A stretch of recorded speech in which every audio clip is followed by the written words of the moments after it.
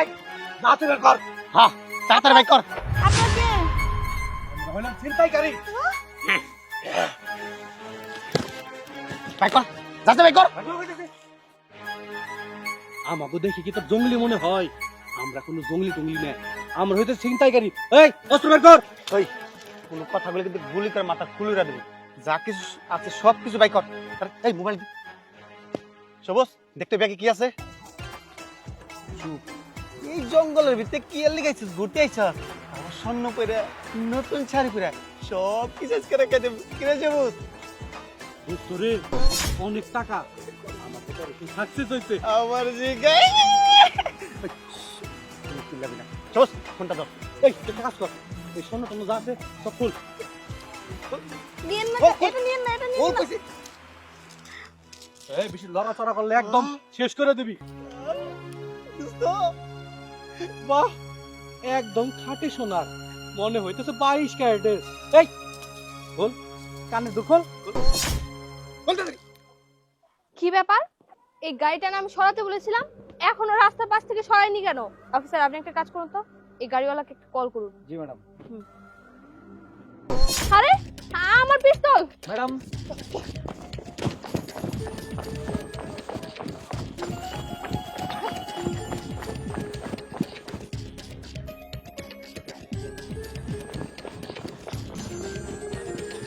আরে ওই তো জঙ্গলের ভিতর যেতেছে।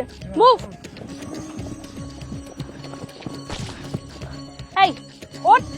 তুই পুলিশের পিস্তল নিয়ে দৌড় দেয়, তোর এত বড় সাহস? দে পিস্তল দে। এবার বল, তুই আমার পিস্তল নিয়ে দৌড় দিয়েছিলি কেন বল? এই থামুন, এই ছেলেটা তো দেখি বোবা। তুই কি কিছু বলতে চাইতেছস? ভালো করে বল। নাজমুল সাহেব মুভ! দেখি এই এখানে কি হচ্ছে? দে দে আমার গয়না দে। পিস্তল দে। এটা কি? এটা তো একটা খেলনা পিস্তল। তার মানে তোরা এই খেলনা পিস্তল দেখিয়ে ওনাকে ভয় দেখিয়ে সবকিছু ছিনিয়ে নিচ্ছিস। ম্যাডাম এবার কেমন আমার মাফ করে দেন। এই ভুল আমরা আর জীবনে করুম না। আমার মাফ করে দেন ম্যাডাম। আর আপনি আপনি এই জঙ্গলের ভিতরে একা একা কেন এসেছেন? ম্যাডাম মূলত আমি রাস্তা হারিয়ে ফেলছি, সামনে একজনের সাথে দেখা হয়েছিল, সে বললো যে জঙ্গলের ভিতর দিয়ে যান, শর্টকাটে রাস্তা পাবেন। আমি এদিক দিয়ে যাইতেছিলাম, এরা দুজন ওপর থেকে জাল ফেলে আমার আটকাইছে। আমার স্বর্ণ গহনা যত টাকা পয়সা ছিল সব কিছু নিয়ে আমার এখানে আটকে রাখছে। ম্যাডাম আপনি এসে তো আমার উদ্ধার করলেন, ম্যাডাম অনেক ধন্যবাদ আপনাকে। বুঝতে পেরেছি, যেই দেখেছি যে স্বর্ণ গয়না পরা হাতে টাকা পয়সা আছে আর অমনি ওনাকে ধরে চিন্তা করে সবকিছু হাতিয়ে নিচ্ছিলি, তোদেরকে আর কেউ রক্ষা করতে পারবে না।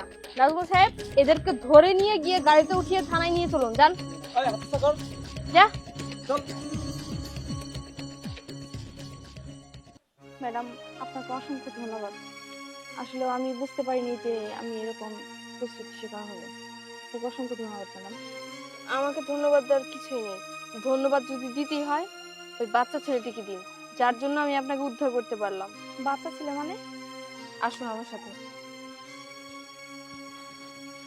এই যে এই ছেলেটি। তোমার নাম কি বাবা? আসলে ও কথা বলতে পারে না। আরে ম্যাডাম আপনারা এই জায়গায় বাচ্চাটা কিছু করছে নাকি? হ্যাঁ রে রহম সাহেব, আচ্ছা আপনি আমাকে একটা ইনফরমেশন দেন তো, এই বাচ্চাটাকে কি আপনি চিনেন বা ওর সম্পর্কে কিছু বলতে পারবেন? হ্যাঁ চিনি তো, ও তো অনেকদিন ধরে আমাকে এলাকাতে থাকে, আর বাপ মা আত্মীয় স্বজন কেউই নাই, একবারে এতিম। ওই মানুষের বাড়িতে যা চা চিন্তা খায় আর কি, আর এই জায়গায় ওই জায়গায় পড়ে থাকে, খুব এতিম খায়। আচ্ছা ম্যাডাম একটা কথা বলি, এই বাচ্চাটা যেহেতু আমার এত বড় উপকার করছে, আমাকে বাঁচাইছে, তাহলে ওর যেহেতু বাবা মা নেই, তাহলে আমি ওকে দত্তক দিচ্ছি। কি বলেন আপনি? যেহেতু আপনি ওর দায়িত্ব নিতে চাচ্ছেন, ওর ভবিষ্যৎটা তো এখন আরো সুন্দর হবে, আপনি নিতে পারেন। তা রহম সাহেব আপনি কি বলেন? হ ম্যাডাম, ভালোই হইব।